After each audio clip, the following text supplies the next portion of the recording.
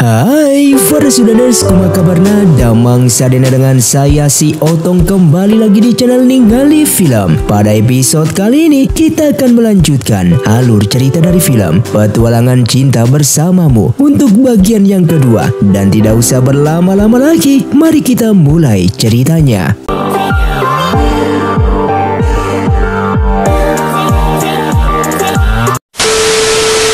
Film pun dilanjutkan dengan Yuan Shao yang tidak bisa tidur memilih untuk keluar. Namun ia tak sengaja melihat kuda di sana dan menyadari sudah hilang satu. Sehingga ia menganggap Putri Yang Ying kembali kabur dan ia pun segera pergi ke kamar untuk mengeceknya. Yang ternyata Yang Ying masih berada di kamarnya itu. Mereka pun menyadari yang membawa kuda itu pergi ulahnya Ren Rui. Dengan menyadari hal tersebut, ia pun segera pergi untuk mengejarnya. Ternyata Ren Rui memiliki janji bertemu dengan seorang pria kekasihnya Linglong. Sebelum dibunuh, pria itu pun memohon ampun. Alasannya meninggalkan Linglong dan tidak menyelamatkannya karena ia juga takut dibunuh. Hal tersebut membuat Ren Rui menjadi sangatlah marah kepadanya. Sehingga pria itu pun langsung dibunuh dan jasadnya dibuang lewat jendela.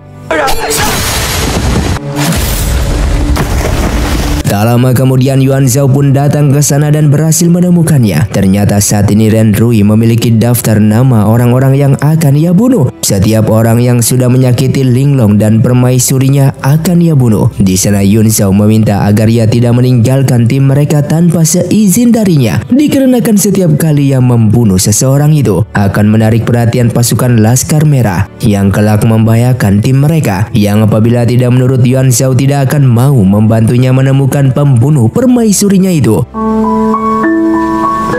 Setelah kembali ke penginapan, Sisan pun melaporkan bahwa Putri Yang Ying tidak mau berbicara dan mengurung diri di kamar. Yuan Shao hendak pergi menemuinya, namun sesaat Sisan kembali menggoda Ren Rui, yang membuat Yuan Shao menegurnya dengan mengatakan kalau Ren Rui merupakan kawan yang harus mereka hormati. Dia bukanlah wanita yang bisa digoda olehnya begitu saja. Sikapnya seperti itu sama saja Sisan merendahkannya. Sementara itu Putri Yang Ying memarahi seorang pelayan karena ia dipaksa untuk makan. Pelayan di sana mengatakan Putri Yang Ying harus tetap sehat agar bisa melanjutkan perjalanan demi menyelamatkan sang kaisar, dan tetap saja Yang Ying menolak untuk pergi. Kemudian Yuan Shao pun datang ke sana untuk membunuh pelayan tersebut karena sudah berani ikut campur ke dalam masalah politik, dan Yang Ying segera menghentikannya.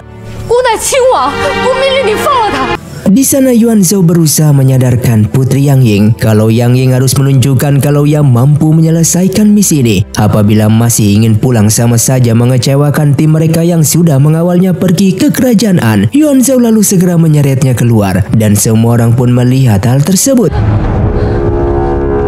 Ia pun mengatakan tidak hanya Putri Yang Ying yang takut mati, semua orang di sana juga takut mati. Namun karena misi ini harus segera diselesaikan demi keselamatan kerajaan mereka, sehingga seluruh pasukan bersedia mempertaruhkan nyawa untuk melindungi Putri Yang Ying. Tidak ada satupun dari mereka yang berniat kabur sepertinya. Dan satu hal lagi, Yang Ying sudah berani meracuni semua orang dengan dosis yang tidak diukur. Hal itu bisa saja membunuh mereka semua. Setelah dimarahi oleh Yuan Shao, akhirnya sadar dan meminta maaf. Ia pun membulatkan tekad untuk menyelesaikan misi ini dalam menyelamatkan sang kaisar, karena kaisar merupakan kakak pertamanya. Setelah itu mereka pun turun ke bawah. Yuan Shao akan menghukum Putri Yang Ying atas kesalahan yang telah meracuni semua orang, dan itu juga sebagai bentuk pelajaran kepada mereka semua agar tidak melakukan tindakan seperti Yang Ying ini. Saat berada di dalam, Ren Rui mengambil alih hukuman tersebut dan memukul tangan Putri Yang Ying. Mulai sekarang ia akan meningkatkan pelatihan untuknya agar tidak menjadi lemah. Hanya dengan begitu Yang Ying tidak akan ditindas oleh orang lain. Singkatnya, tim tersebut melanjutkan perjalanan dan tiba di kota berikutnya, yaitu kota Gunung Tu, dan mereka pun singgah di sebuah penginapan.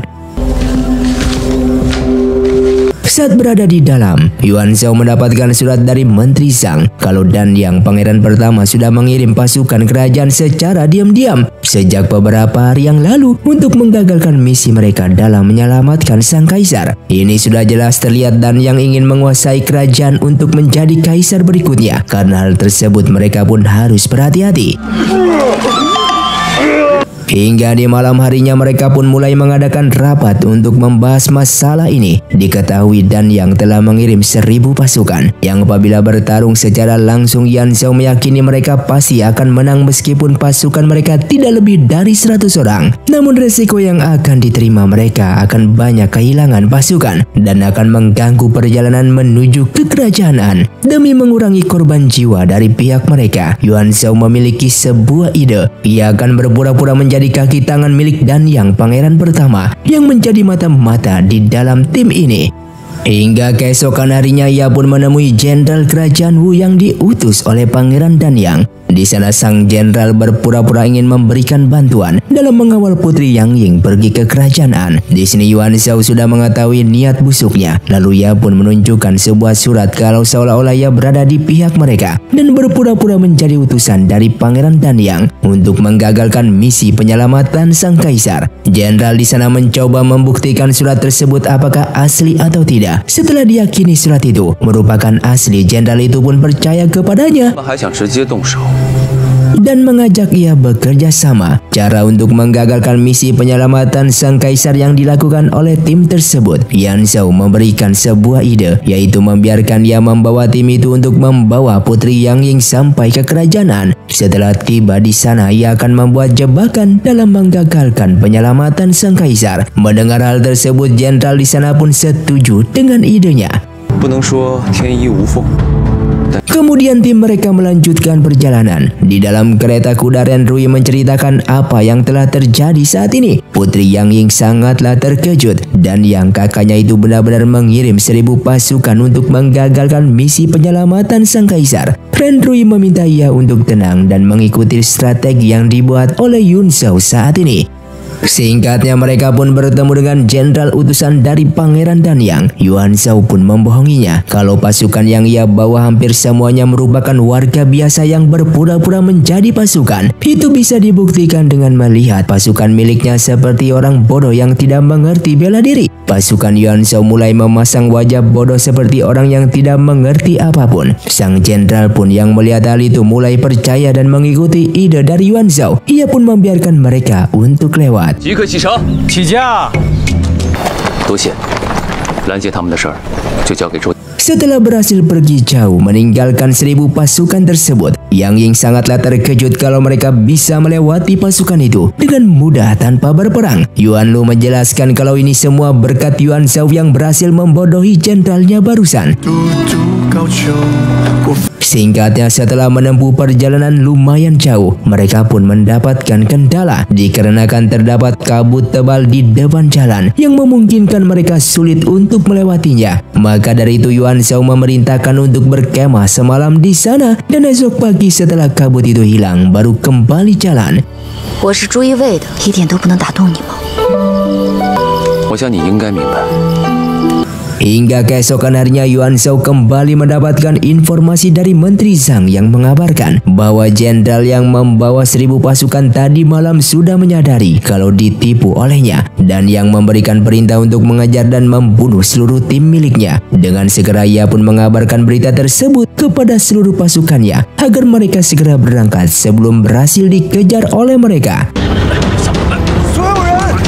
Terlihat sang jenderal yang sangatlah marah karena telah ditipu oleh Yuan Shao dan mempercepat pengejarannya. Sementara itu Yuan Lu memprediksi waktu yang akan mereka tempuh untuk sampai ke kota berikutnya memakan waktu selama 4 jam. Kemungkinan terburuk 1000 pasukan yang mengejar akan berhasil menangkap mereka. Ren Rui lalu memiliki sebuah ide. Ia pun meminta bom milik Yuan Lu kemudian ia keluar untuk meledakkan area sekitar. Setidaknya hal itu dapat menghambat 1000 pasukan yang akan mengejar mereka nantinya.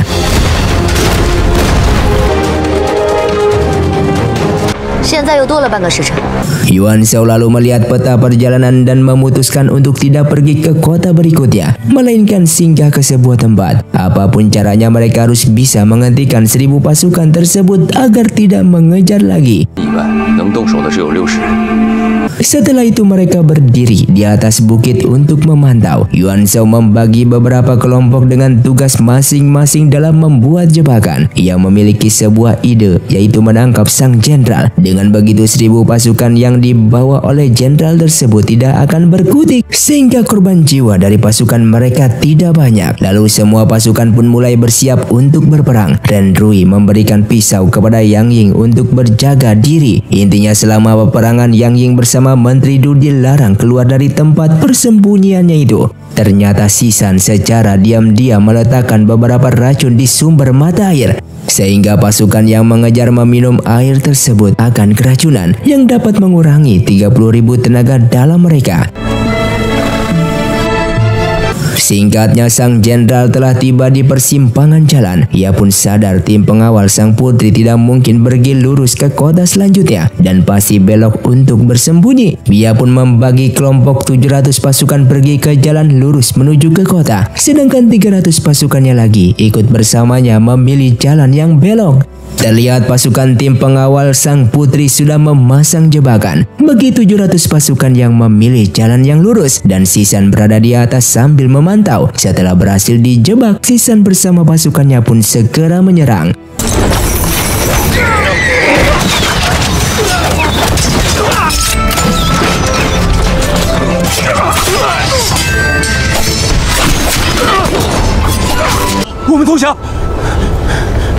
Sementara sang jenderal bersama 300 pasukannya mengalami kendala karena pasukan tiba-tiba terkena diare sehingga sulit untuk berjalan. Tidak hanya itu, mereka pun terkena jebakan asap kabut yang menyelimuti area sekitar sehingga tidak bisa melihat dengan jelas.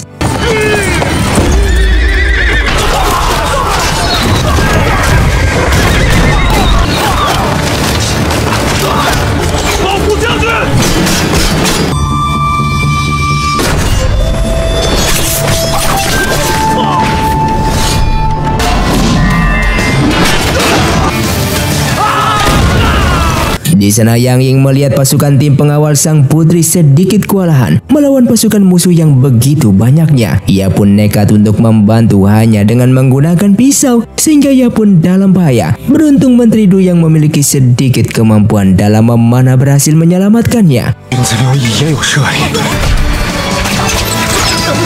Sedangkan Yuan Shao dan Ren Rui bertarung bersama-sama menghadapi pasukan tersebut dan saling membantu.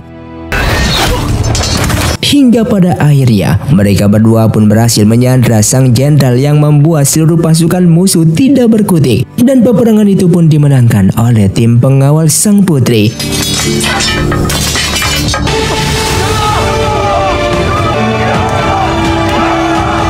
Singkatnya, mereka singgah ke penginapan di kota berikutnya dan pasukan yang terluka segera diobati. Sedangkan Yuan Lu masih belum disadarkan diri. Ia pingsan karena penyakit asmanya telah kambuh karena kelelahan saat bertarung.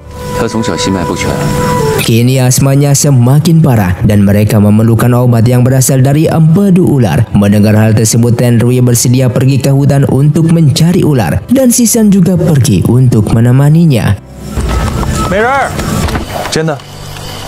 Hingga di malam harinya Yuan Shao baru mendapatkan informasi tersebut kalau Ren Rui telah pergi ke hutan untuk mencari empedu ular. Ia pun sangatlah khawatir, takutnya sisa pasukan musuh masih mengikuti mereka dan akan menyerang secara diam-diam, sehingga ia pun pergi untuk menyusulnya. Sedangkan mereka berdua berhasil mendapatkan ular yang dicari. Ren Rui berinisiatif mendapatkan satu ular lagi untuk persiapan, yang apabila penyakit asma Yuan Lu pun kambuh kembali. Namun ular yang hendak mereka tangkap justru menyerang kuda sehingga pergi. Bahkan ular tersebut juga menyerang mereka. Demi menyelamatkan Sisan, Ren Rui pun terjatuh, dan beruntung Yuan Shao datang tepat waktu.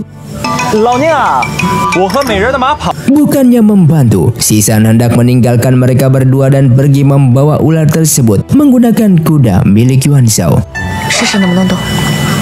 Singkatnya, Yuan Zhao pun memberikan sedikit tenaga dalamnya kepada Ren Rui karena terluka. Ia pun sedikit canggung di saat melihat tubuh belakang Ren Rui, dan di sana Ren Rui justru tertawa melihat wajahnya yang tiba-tiba merah karena malu. 杀手不分男女，娘娘以前教我念书。 Terpaksa mereka pun berjalan kaki meskipun lumayan jauh untuk kembali ke penginapan. Tiba-tiba racun di tubuh Yuan Zhao pun kembali kambuh, yang dimana racun itu berasal dari Menteri Zhang yang ia minum setelah menerima tugas misi tersebut. Selama 10 hari ia harus meminum obat penawarnya, namun sekarang ia lupa untuk meminumnya.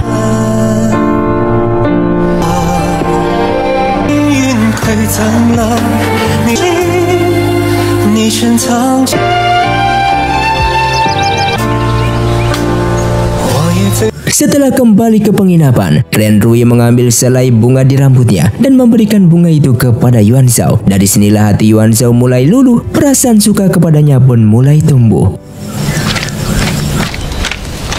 Berkat empedu ular yang berhasil didapatkan, Yuan Lu pun telah sadar kembali. Ren Rui memberikan bunga tersebut kepadanya yang dilihat oleh Yuan Zhao dan merasa kesal karena ia mendapatkan bunga kecil, sedangkan Yuan Lu mendapatkan setangkai bunga, sehingga kecemburuannya itu pun disadari oleh Ren Rui.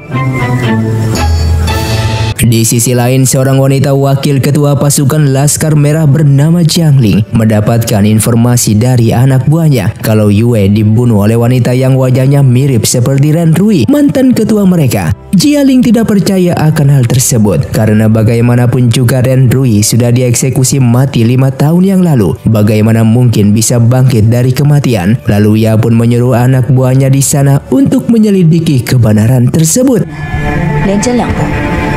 Sementara di tempat lain mereka pun mengadakan pesta, merayakan keberhasilan atas kemenangan mengalahkan 1000 pasukan kemarin. Di sana Yuan Lu yang sudah sembuh ditanyai oleh Ren Rui sifat dan karakter Yuan Zhao seperti apa. Dengan berbisik ia pun menjelaskan Yuan Zhao merupakan orang yang sangat dingin dan tegas kepada mereka semua. Namun di balik itu semua terdapat kelembutan di hatinya. Diam-diam dalam waktu senggang Yuan Zhao sering menyendiri hanya untuk mengukir sebuah patung.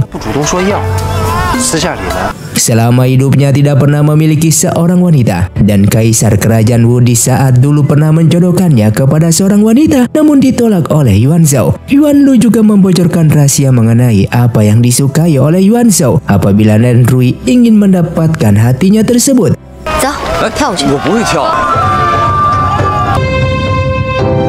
Di saat semua orang sedang berdansa, Qian tak sengaja melihat langkah kaki Ren Rui, yang dimana Ren Rui lakukan merupakan tarian kupu-kupu milik pasukan Laskar Merah.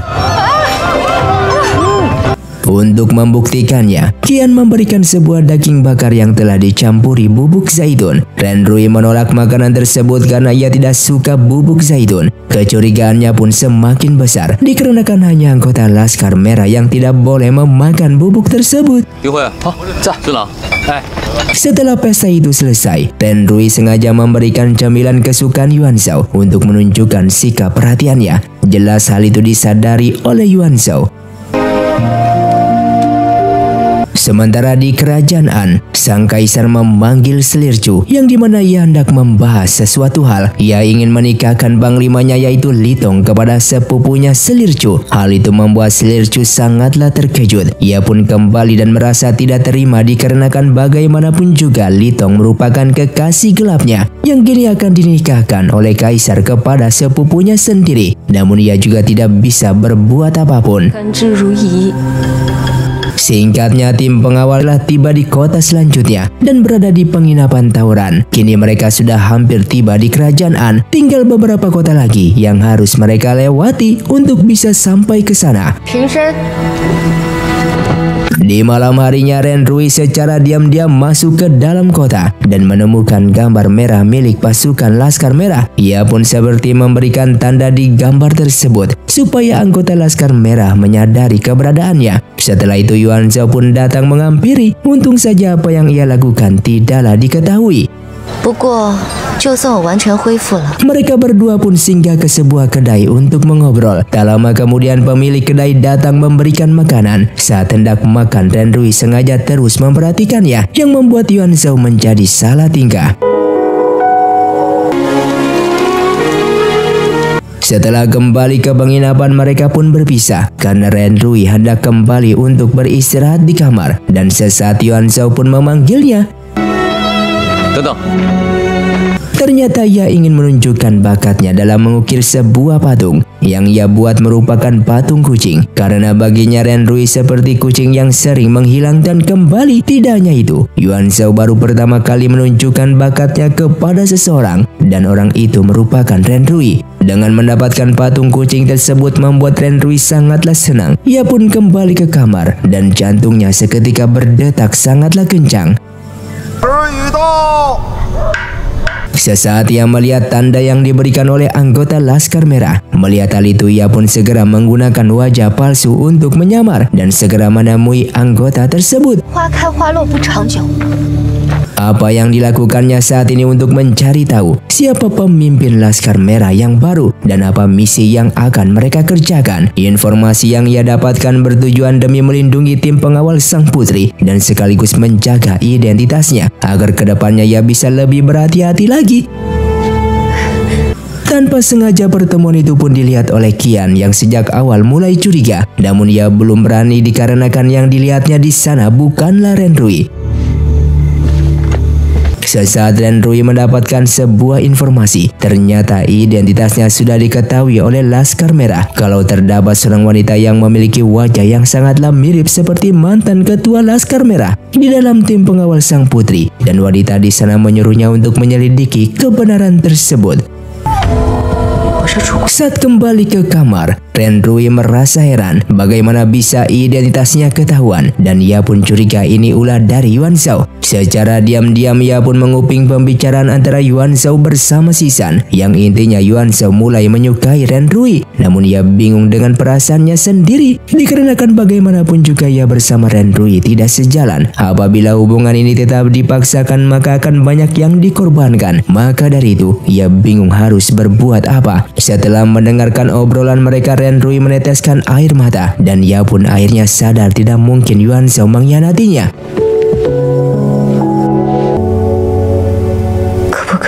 Sementara itu, sepupunya Selir Chu yang bernama Chuyu menghadap kepada kaisar kerajaan An. Ia menerima perjodohan yang ditentukan oleh sang kaisar, namun dengan satu syarat. Setelah menikah ia meminta diberikan pasukan khusus untuknya. Kaisar pun setuju dan akan memberikan 300 pasukan berkuda khusus untuk dirinya. Mendengar hal itu, Chuyu pun tanpa berpikir panjang bersedia untuk menikah, tanpa ia tahu kalau bukan pangeran yang akan menikahinya, melainkan seorang panglima perang yang tidak memiliki status bangsawan. Kemudian ia pun dipanggil oleh Selir Chu. Di sanalah ia pada akhirnya mengetahui dan menjadi sangatlah marah dikarenakan akan menikah dengan pria yang bukan dari keluarga bangsawan. Baginya itu sama saja sebuah penghinaan. Selir Chu mengatakan kalau Li Tong meskipun hanya seorang panglima, namun sifatnya lebih baik daripada kedua pangeran. Di sana ia hanya bisa pasrah kalau Li Tong kekasihnya itu menikah dengan sepupunya sendiri. Singkatnya, tim pengawal sang putri melanjutkan perjalanan. Kini mereka akan masuk ke dalam kota wilayah kekuasaan kerajaan An. Apapun yang terjadi, mereka harus bisa melewati kota tersebut. Yuan Shao mengutus Qian bersama Sisan melindungi Putri Yang Ying, yang nantinya akan menemui wali kota dari kota tersebut. Mereka akan bergerak secara terpisah. Sedangkan Ren Rui dipinta menyamar menjadi pengawal pribadi milik Putri Yang Ying.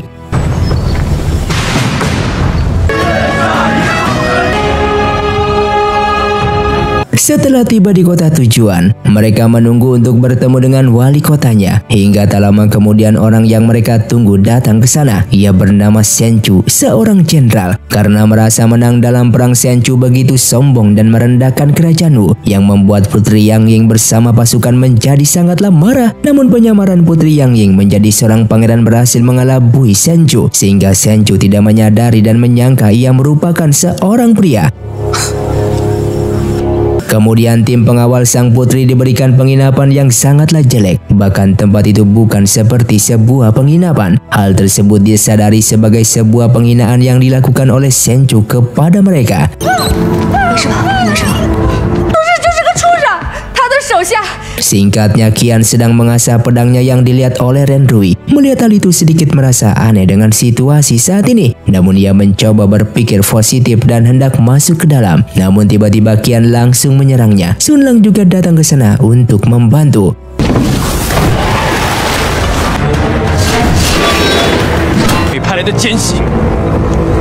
Ternyata mereka sudah mengetahui Renrui merupakan anggota Laskar Merah yang dianggap sedang memata-matai tim pengawal sang putri.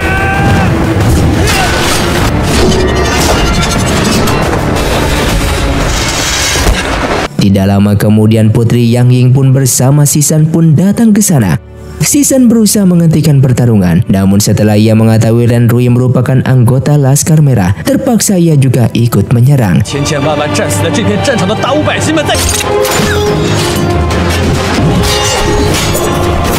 Dalam pertarungan itu Renrui terluka parah, terpaksa ia menggunakan Putri Yang Ying sebagai sandranya agar bisa melarikan diri.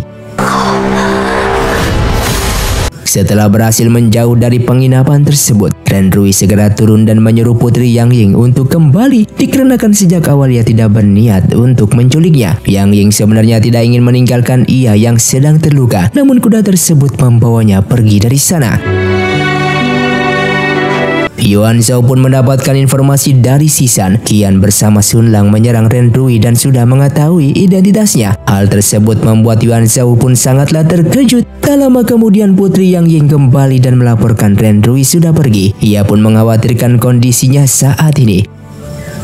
Yuan Shao hendak mencarinya. Qian berusaha menahan dikarenakan mereka tidak seharusnya membantu anggota Laskar Merah. Yuan Shao mengaku ia sudah mengetahui identitas Renrui sejak awal, yang merupakan mantan ketua Laskar Merah. Namun ia berani memastikan Renrui bukanlah mata-mata. Kalau memang ia ingin menyakiti mereka sudah sejak lama Renrui melakukan hal tersebut. Namun lihat sekarang Renrui bahkan rela berkorban nyawa bertarung bersama mereka. Itu sudah membuktikan ia tidak mungkin sedang memata-matai tim pengawal sang putri. Sementara itu Renrui yang pingsan diserang oleh serigala. Karena sedang lemah, ia pun sulit melepaskan gigitan serigala tersebut.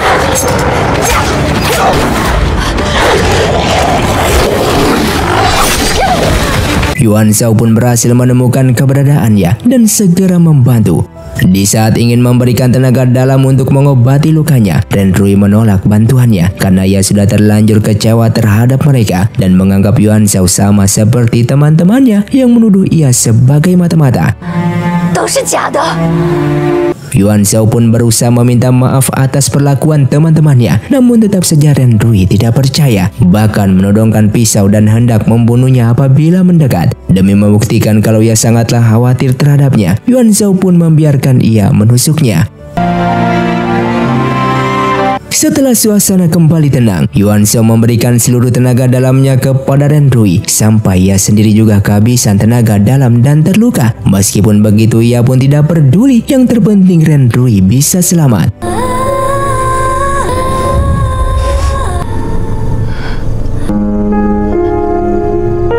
Setelah itu Yuan Shao secara perlahan pergi meninggalkannya. Di saat Renrui sedang tidur, ia bahkan meninggalkan sepucuk surat di sana.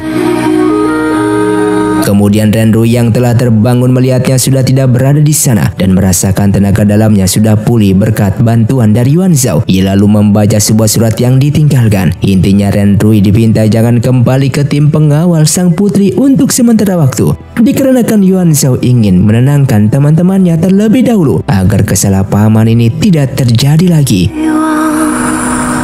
Sementara itu Yuan Shao mengumpulkan mereka semua dan menjelaskan identitas Renrui yang sebenarnya. Saat menjadi ketua Laskar Merah di saat dulu ia difitnah sebagai pembunuh permaisuri dan dihukum mati, Renrui berhasil selamat dan memalsukan kematiannya. Yuan Shao membuat kesepakatan dengannya akan membantu Renrui menemukan pelaku pembunuh permaisuri. Sebagai gantinya Renrui pun membantu perjalanan tim pengawal sang putri ke kerajaan. Qian masih merasa tidak percaya dan mencurigainya sebagai mata-mata. Yuan Shao pun kembali menjelaskan di saat berperang melawan 1000 pasukan, Renrui mengorbankan nyawanya untuk membantu mereka semua untuk bertarung.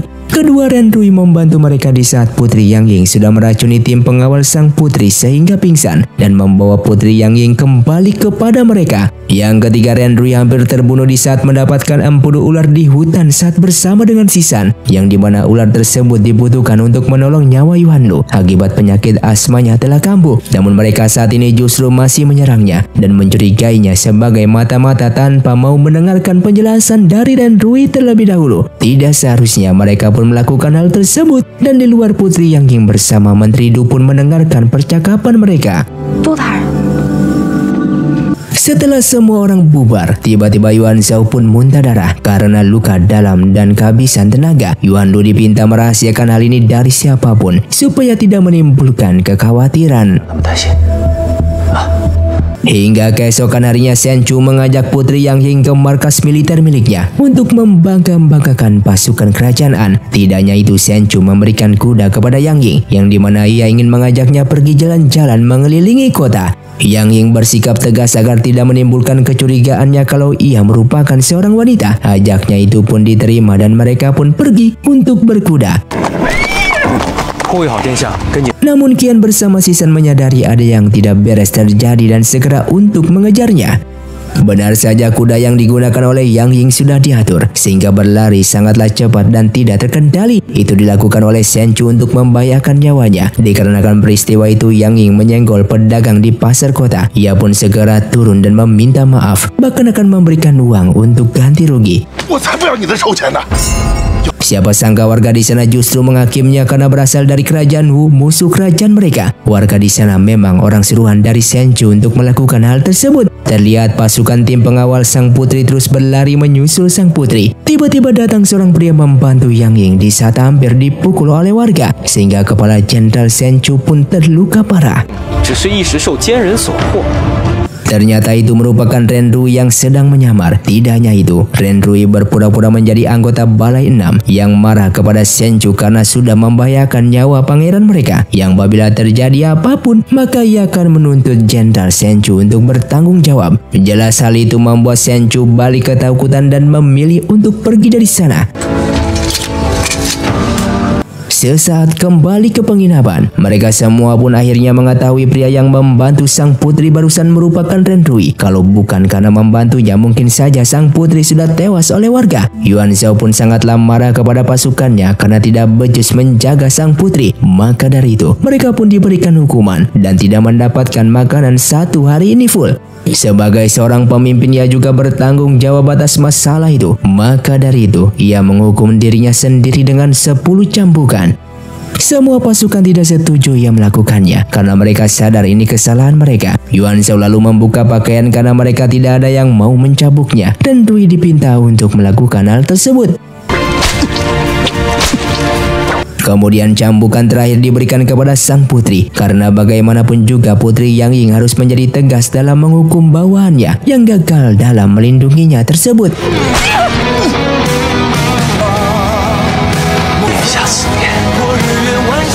Singkatnya, Qian Sunlang bersama Sisan meminta maaf atas kejadian kemarin. Namun Renrui hanya diam dan meninggalkan mereka karena ia merasa kalau mereka sudah menyakiti hatinya yang sudah ia anggap sebagai sahabatnya. Sorry. Dan film pun bersambung. Terima kasih untuk kalian yang sudah menonton video ini sampai habis. Sampai jumpa di video selanjutnya. Saya pamit, orang dari ningali film, saya Otong undur diri dan salam Sundanders.